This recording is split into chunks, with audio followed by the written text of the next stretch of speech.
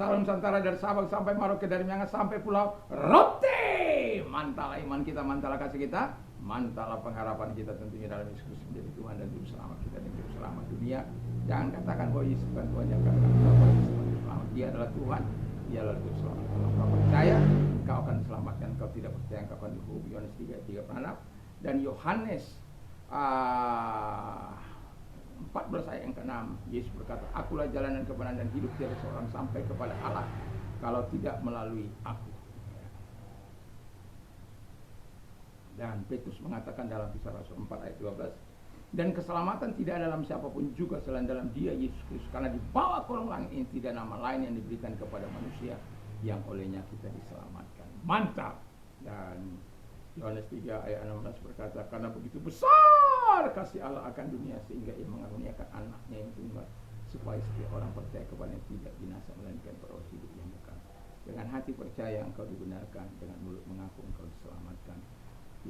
Roma 10 ayat 9 dan 10. Dan selamat pagi bagi kita. Doa dan harapan saya, kita adalah orang-orang yang mentaati firman, yang memiliki takut akan Tuhan sepanjang umur hidup kita. Dan doa dan harapan saya, kekuatan Tuhan, kekuatan firman, kekuatan Roh Kudus, kekuatan doa, kekuatan iman akan senantiasa menyertai kita dalam menjalani kehidupan ini. Kemenangan selalu berpihak kepada kita, karena kita adalah orang-orang yang menyerahkan diri kepada Tuhan. Tuhan Yesus memberkati kita. Dan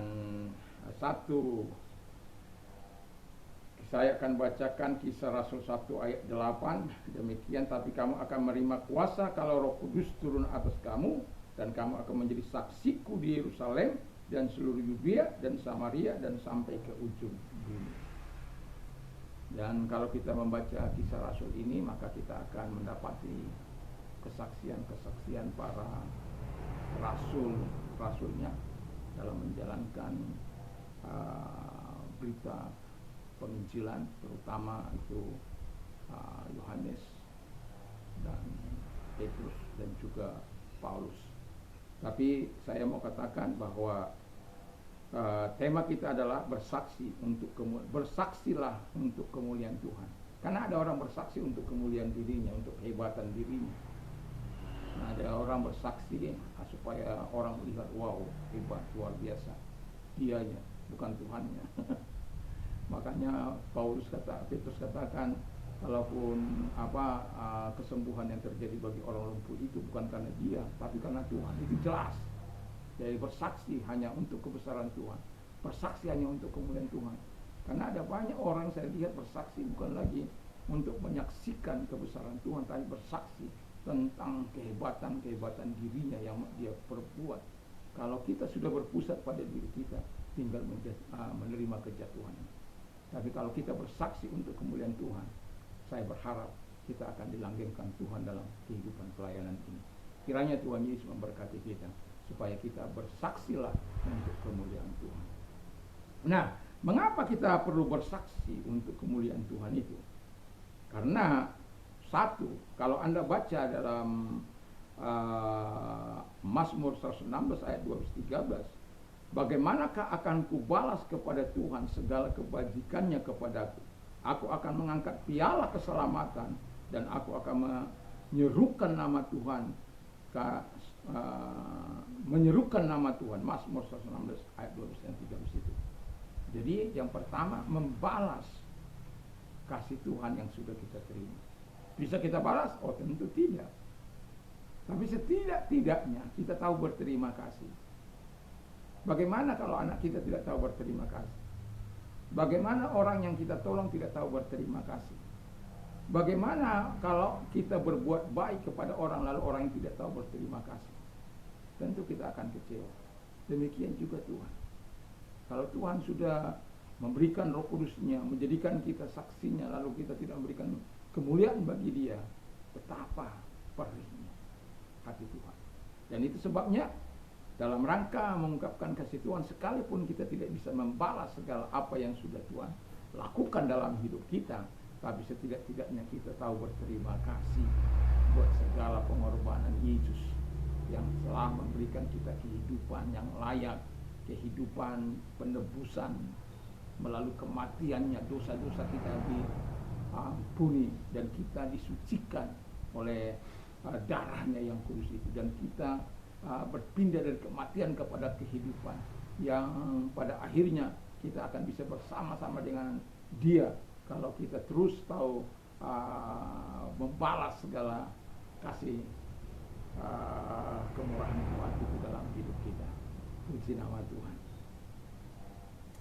Yang kedua kata firman Allah adalah mentaati amanat agung. Jadi yang kedua kita mengapa? Karena kita mau mentaati ya amanat agung. Amanat agung kan jangan pisahkan ayat antara ayat 18, 19 dan 20. Itu sejalan antara 18, 19 dan 20. Karena ketika engkau memisahkan antara 18, 19, maka kamu akan bekerja dengan hikmat, dengan kemampuan, dengan kehebatan, dengan aturan. Tidak. Makanya Tuhan katakan, segala kuasa telah diberikan kepadaku baik di surga maupun di bumi. Dan Alkitab mengatakan pergilah dengan kuasa itu. Bukan pergi dengan kekuatanmu, pergi dengan kuasa itu. Karena apa? Alkitab kan katakan tadi, kalau engkau menjadi dipenuhi oleh Roh Kudus, kita bisa menjadi saksi. Saksi di Yerusalem, di Yudea, di Samaria, sampai ke ujung bumi. Dan nanti sore saya akan membawa bagaimana supaya kita tetap bertekun dalam keadaan apapun sebagai saksi Tuhan. Dan kalau engkau takut menjadi saksi Tuhan oleh karena ancaman-ancaman, oleh karena beberapa hal yang akan saya ceritakan, ya berpikir ulang untuk percaya kepada Yesus. Ya. Tapi kalau engkau adalah orang yang sudah menikmati segala kebaikan Tuhan, pertolongan Tuhan, maka engkau juga ingin menolong orang-orang. Tidak usah kamu memaksa orang untuk percaya pada Tuhan. Enggak boleh. Tapi melalui perbuatan, melalui tindak tandukmu. Orang yang mengasihi tidak lepas dari memberi. Tapi orang memberi belum tentu mengasihi. Tapi orang yang mengasihi tak sudah lepas memberi. Memberi apa? Memberi kabar baik kepada mereka. Memberi apa yang kita bisa beri. Karena itu ajaran Tuhan Yesus Kristus. Tapi jangan sogok orang lain. Kalau engkau menyogok orang lain, itu berbahaya. Itu pemaksaan namanya. Nah, tapi saya belum sampai di situ.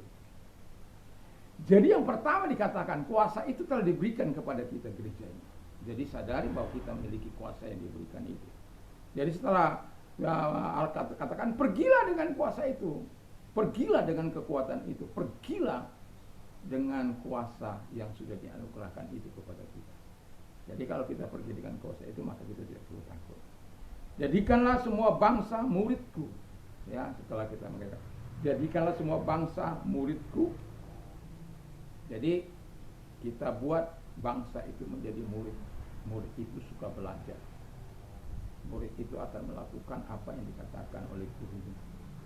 Kecuali murid pembangkang. Saat ini banyak kali murid pembangkang. Ya, dia tidak lagi mentaati gurunya. Dia tidak lagi saya sebagai guru, saya menyadari sekali itu. Bagaimana orang tidak lagi belajar dengan sungguh-sungguh, hanya bertanya pada Mbah Google. Di Mbah Google dia anggap semua ada. Tapi sebenarnya ketika mereka melakukan itu, mereka melumpuhkan pemikiran mereka. Karena mereka tidak biasa untuk melatih ini. Dan saya mengatakan bahwa kita sebagai yang sudah 60 tahun ke atas, ya suka-sukalah membaca. Supaya apa? Kita tidak akan mudah pikun. Saya membaca buku orang yang tidak mau pikun itu, makanya profesor itu sampai 70-an tahun, 80 dia nggak pikun-pikun itu. Karena dia suka membaca, suka memperkatakan sesuatu. Dan saya berharap kepada kita yang tua-tua, mari ya dijadikan firman Allah mungkin yang menjadi bisa kita perkatakan setiap hari. Puji nama Tuhan. Jadi sebagai murid, lalu baptiskanlah mereka dalam nama Bapa. Barang siapa dibaptis, mereka akan diselamatkan. Yang tidak dibaptis, mereka akan dihukum. Dalam Markus 16 itu, ya, ayat yang ke-17. Jadi kita perlu membaptis mereka. saya perlu sedikit Markus itu ya, karena ada sedikit hal yang perlu saya. Ayat 16 ya.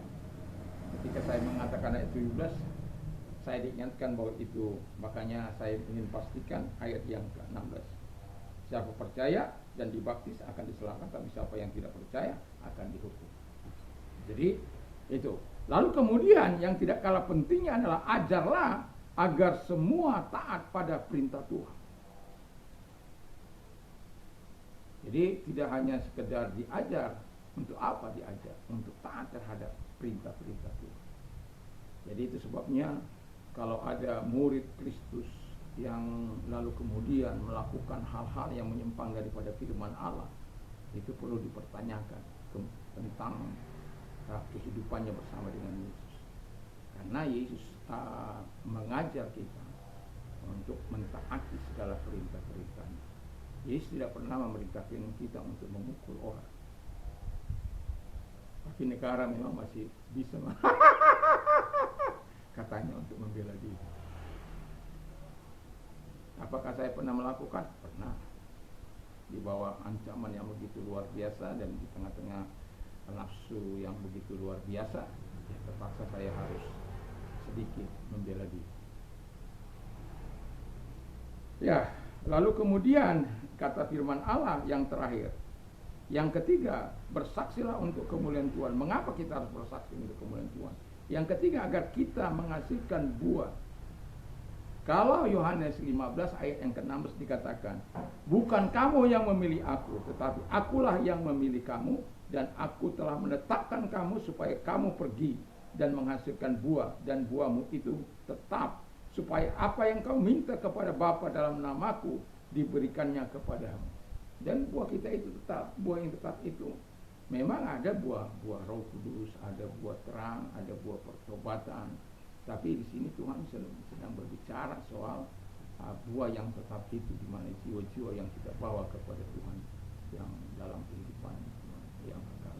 Makanya Yesus dalam 1 Petrus yang kedua ayat 9 berkata, dikatakan, but you are a chosen generation, a royal priesthood, a holy nation, his own special people, that you may proclaim the praise of him who called you out of darkness into his marvelous light.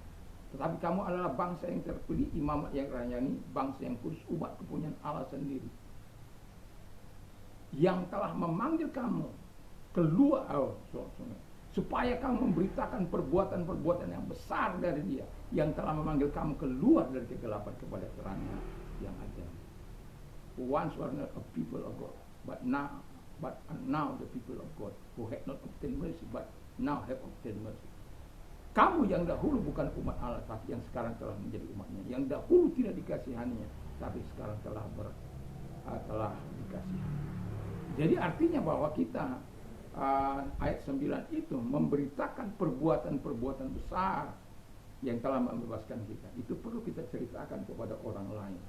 Karena tidak semua orang di sana itu akan pernah menikmati. Dan kita yang sudah menikmati, kita cukup bercerita untuk tentang kebesaran Tuhan itu.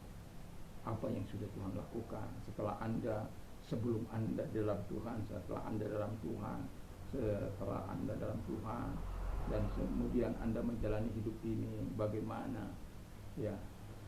Dan kalau engkau memberikan kesaksian, bersaksilah untuk kemuliaan Tuhan, jangan bersaksi untuk memuliakan dirimu sendiri. Kiranya Tuhan Yesus memberkati kita. Mari kita tunduk kepala dan kita berdoa. Terima kasih Tuhan, biarlah di pagi ini kami mau menjadi anak-anak Tuhan yang dapat memberikan kesaksian bagi banyak orang Tuhan. Melalui hidup kami bisa menjadi surat yang terbuka yang dapat dibaca semua orang, melalui perkataan kami, melalui perbuatan kami, melalui tindak tanduk kami. Terima kasih Bapa di surga. Dan kalau engkau sedang sakit, saya mau berdoa untuk Anda, apapun sakit penyakitmu, ingat bahwa Yesus tabib di atas segala tabib, dokter di atas segala dokter. Kalau engkau orangnya, angkat kedua belah tanganmu dan Tuhan akan menolong. Saya mengatakan bahwa tidak satu dua orang yang Tuhan telah jamah mereka ketika mereka meyakini dengan doa-doa yang disampaikan. Dan kalau engkau orangnya yang butuh pertolongan Tuhan, angkat kedua belah tangan ke arah Tuhan. Tuhan, lihatlah tangan-tangan yang diarahkan kepadamu, dalam nama Yesus segala sakit, penyakit yang mereka derita aku perintah keluar, dan oleh bilu daripada Tuhan Yesus mereka sembuh, oleh kuasa mereka sembuh. Dan kami juga berdoa Tuhan, kepada mereka-mereka yang menghadapi masalah, Tuhan, arahkan tanganmu kepada Tuhan dan angkat kedua belah tangan. Mari kita berdoa. Biarlah tangan-tangannya diangkat kepadamu dalam nama Yesus, segala sakit, segala keadaan sulit mereka, dalam nama Yesus kiranya Tuhan menolong mereka, Tuhan memberkati mereka di dalam nama Yesus. Diberikanlah kemuliaan kepada Bapa di surga dalam nama Yesus. Haleluya, karena pertolonganmu yang telah mereka nikmati. Terima kasih buat kesembuhan, terima kasih buat pertolongan bagi mereka yang sedang mengalami kesulitan.